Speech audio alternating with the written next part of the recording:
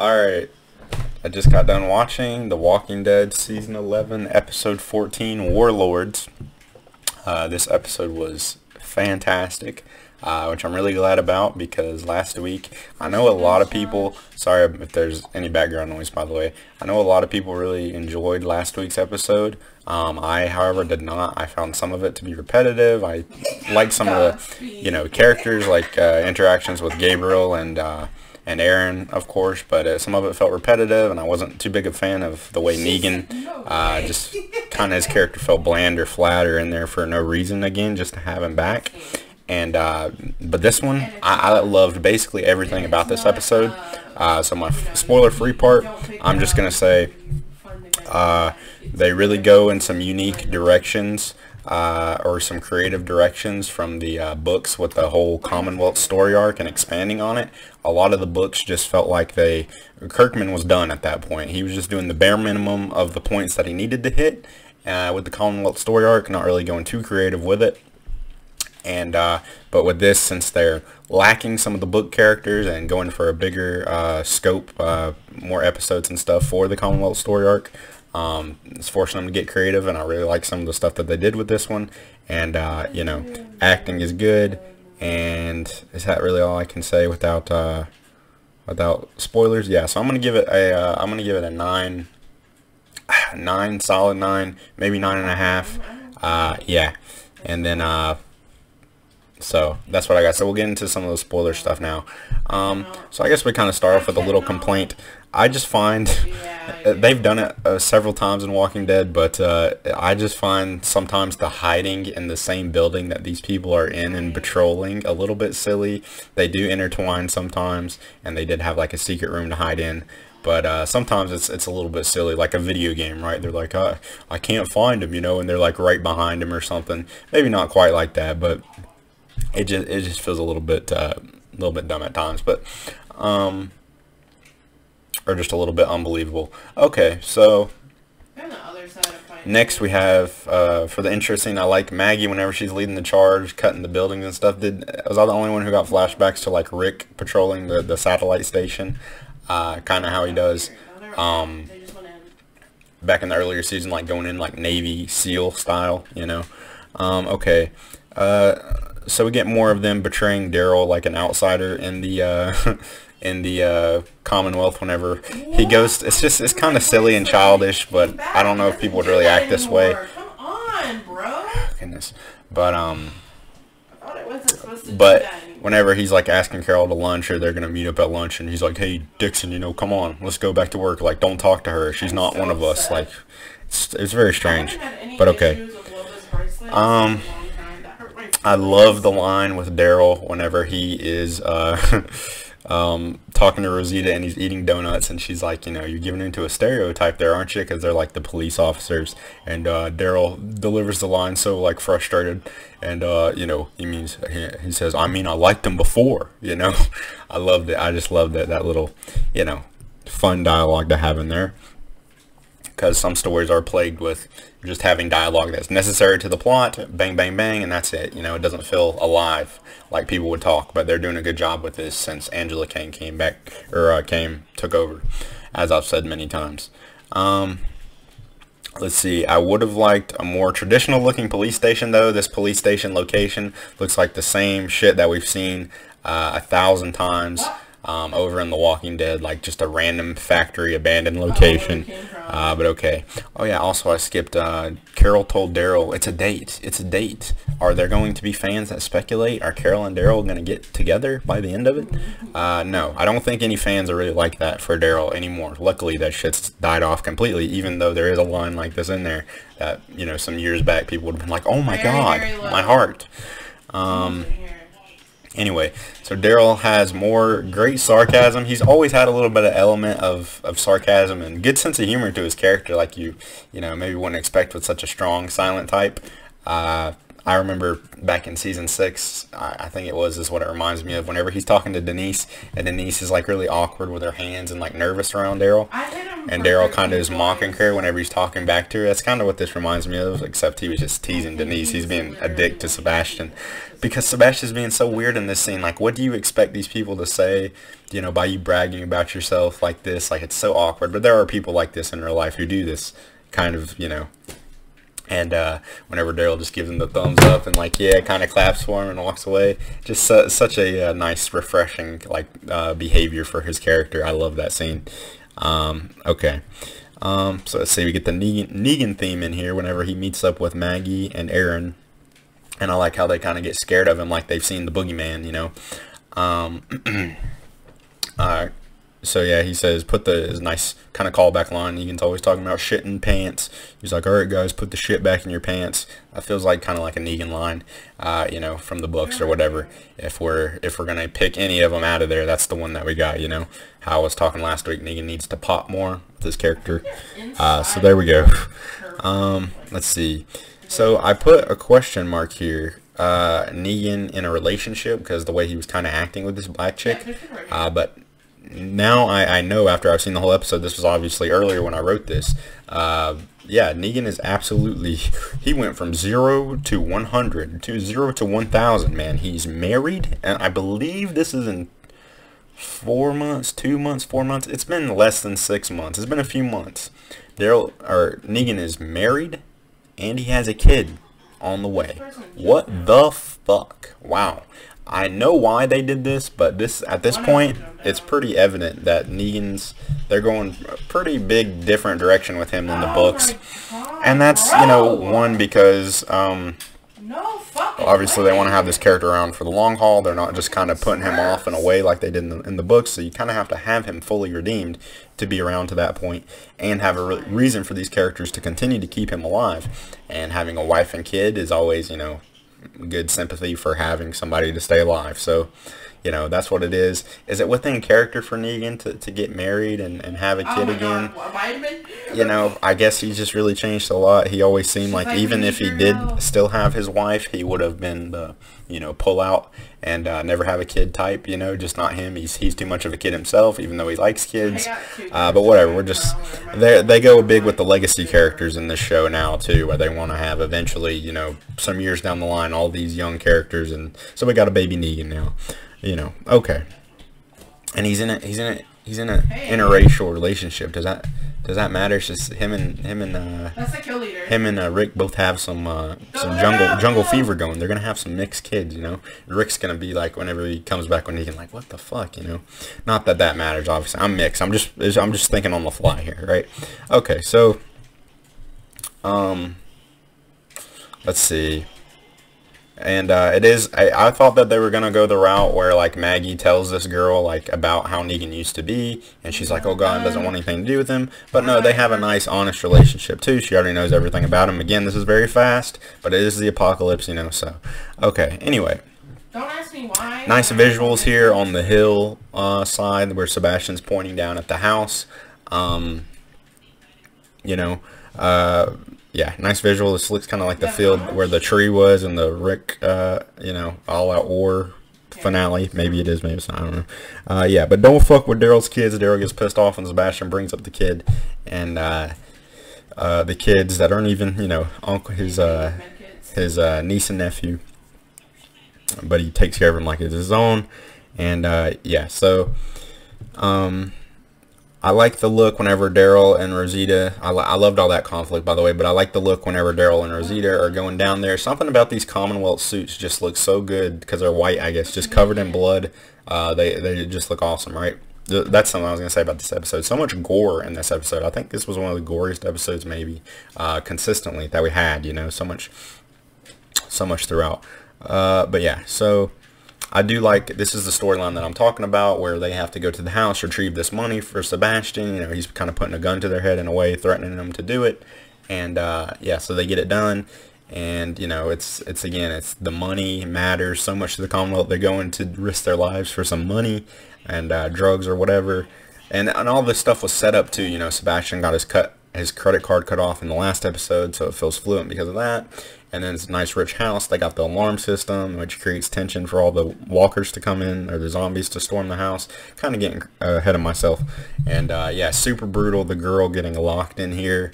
The girl who had went before Daryl and Rosita getting locked in the house and being trapped there. Just super dark of Sebastian. And as we come to find out, what is his name? Not Governor Milton. Damn it, why can't I remember his name right now? Fuck. Anyway, you know what I'm talking about. The suit tie wearing guy. Why is his name slipping me? Anyway. So yeah, super dark of them to do that, and I love this storyline. Yeah. So anyway, Lydia is mad at Negan for leaving. I like to see that. Then remember that those characters were kind of intertwined at one point. Not like, you know, just they were both outsiders, right? Yeah, and I do like Lydia's view on the Commonwealth, though, because it makes sense coming from her perspective, saying that the Commonwealth is no better than the Whisperers, you know, because they are both just trampling over communities to build up their own power, you know, which is what this particular section of the Lance, that's his fucking name, Lance, what Lance is doing, but, you know, not in the Commonwealth overall. So it's kind of, it's just messy, you know. Okay, so here we get to one of the big things of the episode where I was like, okay, this is why they brought Negan back. I love it, and this is an important interaction that I had forgotten they teased in the trailer, but I was very happy to see it. Negan meeting Herschel Jr., you know, and the way they handled most of this, yeah, so it gives them a reason, like I said, a reason to be there, and I loved it. Because this is something that doesn't happen in the books. He doesn't confront Herschel. Herschel doesn't confront him at all. And, yeah, so this is good. This is a good reason to keep having Negan around. And, yeah, so the whole confronting scene between the two of them, you know, makes sense. Because I believe they even had Maggie tell Herschel Jr. They even set this up. Where he told him, you know, a bad man killed your dad back in the COVID episodes. And then we get to see Herschel piece the pieces together. The only complaint that I have, where I wish this could have been elevated, you know, kids usually aren't the best actors, but I would have loved to see some tears and emotion on Herschel Jr.'s face as he's looking at Negan, like, you know, struggling with it, because he is young, but they just kind of made him emotionless, dull, even with Maggie, no emotion from the kid, you know, which could have, like I said, elevated it a lot, but we do get a good performance from Jeffrey Dean Morgan, and he kind of breaks down after interacting with the kid, because it breaks his heart that he's had the kid wanting to kill him. And yeah, he basically protects Herschel Jr., comes in, saves him, kills the Commonwealth soldier, and takes care of Herschel for Maggie, and tells Maggie, kind of skipping ahead, but he tells Herschel Jr., which is definitely confirming for me the ending of the show will do a big time skip, I'm thinking, like the books, where Herschel Jr. is older, and we will see him go and confront Negan, because Negan tells him, this will probably be the last time we see them together until that point, or close to it, but he tells him, you know, years from now, you know, if you still got a problem with me and you've lived your life, you can't get over it, come and see me again. And I think we'll see at the end of the series, Herschel Jr. older comes confront Negan, but he sees Negan has a kid of his own, wife, whatever, and he can't do it, you know, but he wants to, you know. So I think we will see that scene come to fruition. Okay, something that was a little silly in the house, though, maybe not. I mean, our characters are very adept. They've built up their own communities and stuff and had probably plenty of time to read and study, but Daryl's able to break into a safe with a crowbar. I don't think that you can break into a safe with a crowbar easily, if at all. But yeah, he breaks it open with the crowbar. Okay, just some of those. And then Rosita's like knows how to do the plug with how to cut the thing of the alarm system, make it stop working. She's like, oh, I gotta cut this. You know, I don't think she would know how to particularly disarm that alarm, but she eventually does just rip it out of the wall. So okay, let's see. I like, again, this is something that was set up earlier. Carol talks about meeting Daryl at lunch, and it wasn't just a throwaway line. Whenever Daryl didn't show up to lunch, Carol, best friend you could have right there, gets concerned, takes it super seriously, knows that's not like Daryl, and gets Mercer. So Mercer comes to save them at the house with Carol, which was awesome. And as a side note, I'm glad we got more Rosie this episode. She's been sprinkled in throughout this season, because I do like her character now, but we just haven't gotten a full thing with her, and this episode was more like that, right? It's kind of funny. If you could think of the most badass characters that we have in the series right now, it would be Daryl.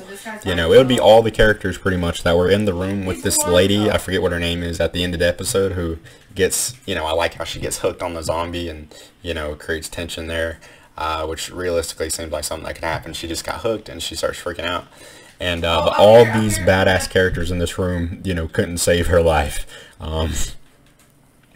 So just kind of funny there. She got killed pretty quick though, I think. But okay, Elijah is like kind of silly the way he's like skulking, sneaking up behind these people like a fucking. What it reminds me of, there's some character, if anybody's been playing the new game Elden Ring, like a boss character or something from that, or like a side character or something from Halo. I don't know, but coming up behind these guys, and I don't know, it looked pretty badass. But yeah, he's super lucky that he didn't get killed or whatever.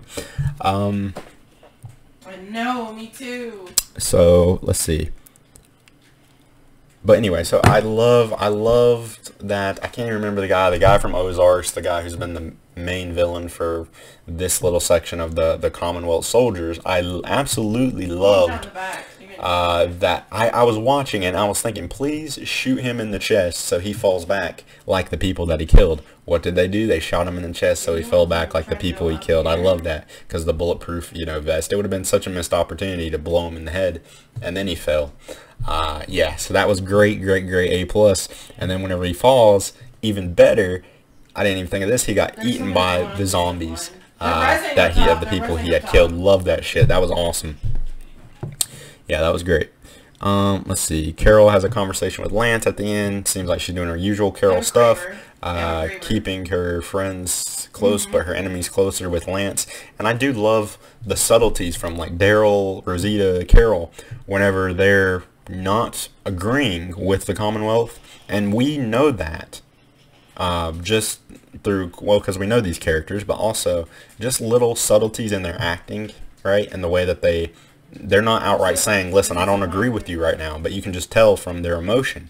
Like, you know, okay, they're not really, you know, agreeing with this, comfortable with this, like Carol in this scene, right? Or just Daryl and Rosita in little parts too. Let's see. So, and then at the end, oh, and I loved Mercer's cold execution of his two soldiers here. Mercer's just a great character. I would love a whole backstory episode of just Mercer, you know, doing his thing, or an episode with just to develop his character. So yeah, I love his, you know, his emotion too. You can tell he didn't want to kill his soldiers. He was like kind of disgusted and shameful that they were on his team, but he had to put them down because they were corrupt. Right there behind that box. And then, let's see. I feel like I'm missing something. But speaking of getting a whole episode to themselves, I hope they do not do a whole episode with just Leah. Because we do get to see her at the end. Thank God, she's been the one all along. I've heard some people predict, and they were right. She stole the guns.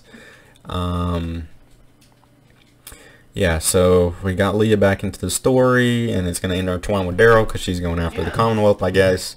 And Daryl's, you know, in the Commonwealth Army. And so, yeah. Hopefully Daryl fucking kills her. Hopefully Daryl doesn't get back with her. I just don't really like her character. I mean, maybe she's fine as a villain, you know, but just in a romantic thing with Daryl, I just want that for Connie, you know. I'm just being honest here. So, and yeah, this Reaper thing, I was kind of over it getting carried out, you know. But I did, if they were going to leave Leah alive, then of course I would want to see her again and where she went and have her story have some closure, I guess. So, yeah, we got more Leah. You know, not every storyline needs more closure to it, but we'll see where they go with this. Hopefully, like I said, we don't get a whole fucking episode just dedicated to her and where she's been at. I don't think so. They don't really, Walking Dead luckily doesn't do episodes like that anymore. They do more blended episodes, which I loved. So yeah, I love this episode. Like I said, coming up with some creative ideas for the Commonwealth storyline, expanding it even better. And then yeah, Negan and Herschel Jr. totally off my radar that it was something that we needed to see, but we got it. And then yeah, I like the way they wrapped up this whole storyline. And so yeah, that's pretty much all I got, I think. Let me know what you thought about it. We're coming to the end of this season, right? Only 2 more episodes left, and then we'll have the last part, and then that's it. So yeah, I think that was pretty much it. Absolutely loved it. 9 to a 9.5 for sure. Alright, so let me know what you thought, and I will see you in the next one.